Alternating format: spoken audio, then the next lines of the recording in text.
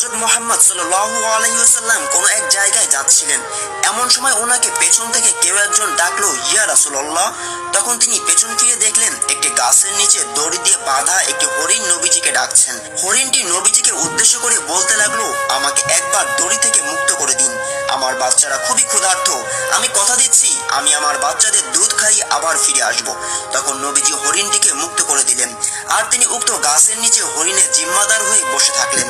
তখন শিকারী এসে দেখে তার হরিণটি সেখানে নেই।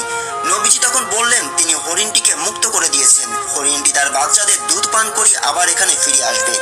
এই কথা শুনে শিকারী প্রচন্ড রেগে যায় আর নবীজিকে অনেক বেশি কথা শোনাতে লাগলো। আর শিকারী বলতে লাগলো, এই হরিণ কোনোদিনও ফেরত আসবে না। ঠিক তখন শিকারী দেখতে পেল সেই হরিণটি তাদের কাছে আসছে, সাথে হরিণটির বাচ্চারাও ছিল। এই দৃশ্য দেখে শিকারীর সাথে সাথে কালেমা পড়ে মুসলমান হয়ে গেল। সুবহানাল্লাহ। একবার হযরত মুহাম্মদ